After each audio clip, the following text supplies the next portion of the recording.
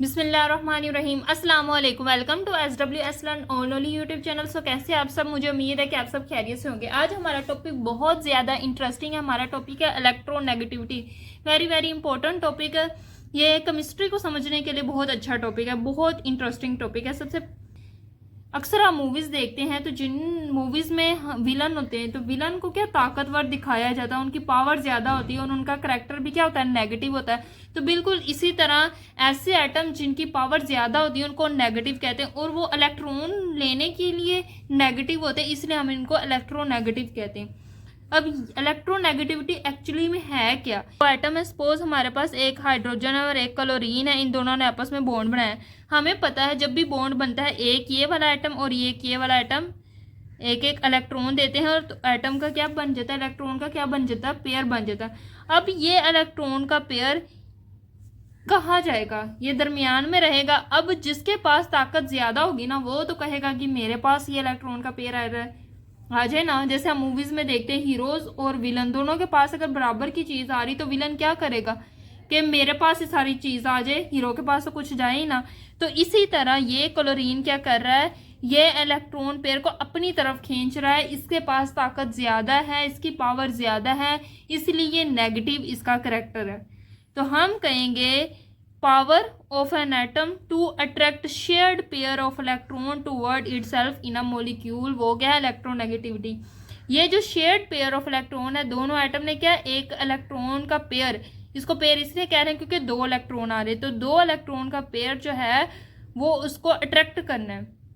समझ आ गई होगी कि इलेक्ट्रोनेगेटिविटी क्या है, किसी भी एटम की पावर है शेयर्ड पेयर इलेक्ट्रॉन को अपनी तरफ खींचने की, अपनी तरफ अट्रैक्ट करने की। ठीक है, अब हम लिनियस पाउलिंग की बात कर लेते हैं। आपके साइड बॉक्स में लिनियस पाउलिंग के बारे में कुछ लिखा हुआ है, एमसीक्यूज आ सकते हैं। तो लिनियस पाउलिंग जो है ना, वो ऐसा साइंटिस्ट था, पहला साइंटिस्ट है, और अभी तक कोई ऐसा साइंटिस्ट नहीं है जिसे 2 नोबेल प्राइज मिले, वो भी अनशेयर्ड।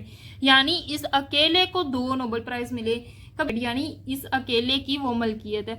अब ये 2 नोबेल प्राइज इसको क्यों मिले? एक नोबेल प्राइज इसको मिला 1954 में। 1954 में इसको पहला नोबेल प्राइज मिला। क्यों नोबेल प्राइज मिला? क्योंकि इसने केमिस्ट्री की हिस्ट्री में बहुत अच्छा काम किया था। इसने केमिकल बॉन्ड की नेचर को स्टडी किया था, इसकी वजह से इसको 1954 में नोबेल प्राइज मिला। दूसरा नोबेल प्राइज इसको मिला 8 साल बाद 1962 में। वो इसको नोबेल प्राइज क्यों मिला? अब इसने क्या काम किया इस ईयर में? इसने अगेंस्ट बहुत सी कंपनियां थी जो न्यूक्लियर विपोन्स बना रही थी, जो मैस डिटेक्टिव थे, तो इसने उस न्यूक्लियर विपोन्स के खिलाफ काम किया। इसकी वजह से इसको सेकंड नोबेल प्राइज मिला, जिसे पीस नोबेल प्राइज भी कहते हैं। यानी ये अमन चाहता था।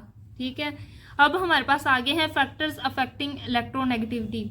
ये दोनों फैक्टर्स बहुत ज्यादा इंपॉर्टेंट है, अक्सर आ सकते हैं पेपर में। तो एटॉमिक साइज की बात करें तो एटॉमिक साइज जितना बड़ा होगा, मैं 2 तरह के एटॉमिक साइज की बात कर रही हूँ। एक हमारे पास एटॉमिक साइज है बड़ा, ठीक है, इसके अंदर इतने ज्यादा क्या है, शेल, और दरमियान में हमारे पास न्यूक्लियस। अब जितना ज्यादा एटॉमिक साइज बड़ा होगा, न्यूक्लियस की अट्रैक्शन जो है वो इलेक्ट्रॉन पे कम हो जाएगी, यानी उसके पास इतनी ताकत ही नहीं रह जाएगी कि वो इलेक्ट्रॉन को अपनी तरफ खींच सके, क्योंकि एटम जो है वो बड़ा है। न्यूक्लियस की अट्रैक्शन जो है ना, वो पावर डिसाइड करी। तो देखो न्यूक्लियस की अट्रैक्शन जो है वो इलेक्ट्रॉन तक जा ही नहीं रही, तो इसका मतलब वो अपनी पावर ही नहीं शो ऑफ कर पा रहा। तो इसका मतलब ये है कि इसकी इलेक्ट्रोनेगेटिविटी क्या होगी, कम होगी। यानी जितना बड़ा एटम का साइज होता जाएगा उतनी ही इलेक्ट्रोनेगेटिविटी की वैल्यू कम होती जाएगी। क्यों? क्योंकि इलेक्ट्रॉन जो है वो उतना ही दूर जाता जाएगा, और न्यूक्लियस की जो अट्रैक्शन है, फोर्स ऑफ अट्रैक्शन, वो कम होगी। देन है अफेक्टिव न्यूक्लियर चार्ज। ये बिल्कुल वही बात है कि जितना एक्टिव न्यूक्लियर चार्ज ज्यादा होगा, इफेक्टिव न्यूक्लियर चार्ज कब ज्यादा होगा? जब जो है एटम का साइज छोटा होगा और न्यूक्लियस की जो अट्रैक्शन है वो इलेक्ट्रॉन पे ज्यादा होगी। जितनी ज्यादा न्यूक्लियस की अट्रैक्शन होगी, इफेक्टिव न्यूक्लियर चार्ज होगा, उतनी ही ज्यादा इलेक्ट्रोनेगेटिविटी की वैल्यू होगी, उतनी ही ज्यादा एटम इलेक्ट्रोनेगेटिव होगा। जैसे पीरियोडिक टेबल में बात करें तो जो फ्लोरीन है ना, फ्लोरीन, उसकी इलेक्ट्रोनेगेटिविटी की वैल्यू 4, और ये सबसे ज्यादा इलेक्ट्रोनेगेटिव है होल पीरियोडिक टेबल में। हम इसका पीरियोडिक ट्रेंड देख लेते हैं। पीरियोडिक ट्रेंड जो है अलोंग दी, पहले पीरियड देख लेते हैं। अलोंग दी पीरियड हमें पता है पीरियड में पहले साइज थोड़ा बड़ा होता है, फिर छोटा होना शुरू हो जाता है। यानी जैसे जैसे पीरियड में जाते हैं एटॉमिक साइज जो होता है वो कम होना शुरू हो जाता है। अब एटॉमिक साइज कम होगा तो न्यूक्लियस की अट्रैक्शन क्या होगी, ज़्यादा होगी। तो न्यूक्लियस की अट्रैक्शन ज़्यादा होने से इलेक्ट्रोनेगेटिविटी की वैल्यू बढ़ेगी। इसलिए अगर हम सेकंड पीरियड में देखें तो हमारे पास फ्लोरीन की वैल्यू जो होती है वो 4 होती है और लिथियम की जो वैल्यू होती है, सेकंड पीरियड कहाँ से शुरू होता है, लिथियम से शुरू होता है, फ्लोरीन 7 और उसके बाद नियोन आता है।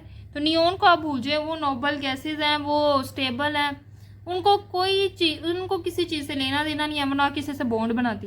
तो हम लिथियम से फ्लोरीन तक देखते हैं, फ्लोरीन की जो है वो 4 सबसे ज़्यादा हाईएस्ट इलेक्ट्रोनेगेटिविटी वैल्यू होती है और लिथियम की होती है हमारे पास 1।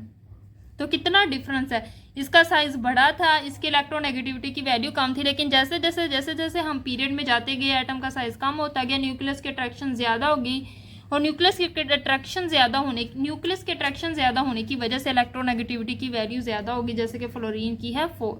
अब डाउन द ग्रुप, जैसे ही ग्रुप में नीचे आएंगे पहले साइज छोटा होता है, फिर shells number of shells increase होना शुरू हो जाते हैं और एटम का साइज होता है वो बढ़ना शुरू हो जाता है। लेकिन जैसे जैसे एटम का साइज बढ़ेगा न्यूक्लियस की अट्रैक्शन कम होती जाएगी। न्यूक्लियस की अट्रैक्शन कम होगी तो जो इलेक्ट्रोनेगेटिविटी की वैल्यू है वो भी कम होगी। जैसे ये है मेरे पास पीरियोडिक टेबल। अब हमने बात की थी कि डाउन द ग्रुप जो है वो एटम का साइज बढ़ता जाएगा, इलेक्ट्रोनेगेटिविटी की वैल्यू कम होती जाएगी। इसी तरह पीरियड्स में जाते जाएंगे, पहले इलेक्ट्रोनेगेटिविटी की वैल्यू कम होगी और फिर क्या होती है, ज़्यादा होती जाएगी। तो आपने याद रखना पहले वाले एलिमेंट्स जो होते हैं ना, इनके इलेक्ट्रोनेगेटिविटी की वैल्यू बहुत कम होती है, इसलिए ये होते हैं मेटल्स। और जैसे ही पीरियड में जाते जाएंगे, जैसे फ्लोरीन पे आ गए हैं, तो इसके इलेक्ट्रोनेगेटिविटी की वैल्यू ज़्यादा होती है, इसलिए ये वो नॉन मेटल होते हैं, ये इजीली इलेक्ट्रॉन को लूज नहीं करते। ये बात याद रखनी है, जो मेटल्स होते हैं उनकी इलेक्ट्रोनेगेटिविटी की वैल्यू कम होती है, वो इलेक्ट्रोपॉजिटिव होते हैं, और जो नॉन मेटल्स होते हैं इनके इलेक्ट्रोनेगेटिविटी की वैल्यू ज़्यादा होती है। सो ये था हमारा आज का ब्यूटीफुल सा लेक्चर। मुझे उम्मीद है कि आपको इलेक्ट्रोनेगेटिविटी अच्छे से समझ आ गई होगी। इलेक्ट्रोनेगेटिविटी अच्छे से समझ आई तो वीडियो को लाइक करें, मजीद इसी तरह की वीडियोज़ के लिए मेरे चैनल को सब्सक्राइब करें। दुआ में ज़रूर याद रखिएगा। अल्लाह हाफिज़।